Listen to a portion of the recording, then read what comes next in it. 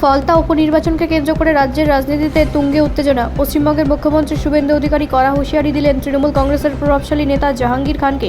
সম্প্রতি এক জনসভায় শুভেন্দু অধিকারী বলেন, পুষ্পা এখন আমার দায়িত্ব। এই মন্তব্যের মাধ্যমে তিনি স্পষ্ট বার্তা দিতে চান যে ভোট প্রক্রিয়ায় কোনো রকম প্রভাব খাটানো বা অশান্তি বরদাস্ত করা হবে না। তিনি আরও অভিযোগ করেন, তৃণমূল কংগ্রেসের অতীতে নির্বাচন প্রক্রিয়ার দখলদারি ও ভয় দেখানোর রাজনীতি করেছে, তবে এবার প্রশাসন কড়া নজর রাখছে এবং সাধারণ ভোটারদের নিরাপত্তা নিশ্চিত করা হবে বলেও জানান তিনি। অন্যদিকে তৃণমূলের পক্ষ থেকে এই মন্তব্যকে উস্কানিমূলক বলে কড়া সমালোচনা করা হয়েছে। দলের দাবি, বিজেপি অযথা উত্তেজনা সৃষ্টি করে ভোটে প্রভাব ফেলতে চাইছে। জাহাঙ্গীর খানের ঘনিষ্ঠ মহলও জানিয়েছে তারা আইন মেনে এবং শান্তিপূর্ণভাবে ভোটে অংশ নেবে। প্রশাসনের তরফে জানানো হয়েছে, ফলতা এলাকায় নিরাপত্তা ব্যবস্থা জোরদার করা হয়েছে, অতিরিক্ত পুলিশ মোতায়েন করা হয়েছে এবং কেন্দ্রীয় বাহিনীও টহল দিচ্ছে যাতে ভোট গ্রহণ নির্বিঘ্নে সম্পন্ন হয়। রাজনৈতিক বিশ্লেষকদের মতে এই ধরনের মন্তব্য ভোটের আগে উত্তেজনা বাড়ালেও শেষ পর্যন্ত নির্বাচন কমিশনের ভূমিকা অত্যন্ত গুরুত্বপূর্ণ হয়ে উঠবে। সব মিলিয়ে ফলতা উপনির্বাচনকে ঘিরে রাজনৈতিক চাপানোত্তর চরমে, আর নজর এখন ভোটের দিন কিভাবে পরিস্থিতি সামাল দেওয়া হয় সেদিকেই। ব্যুরো রিপোর্ট, রাষ্ট্রীয় প্রসার বাংলা।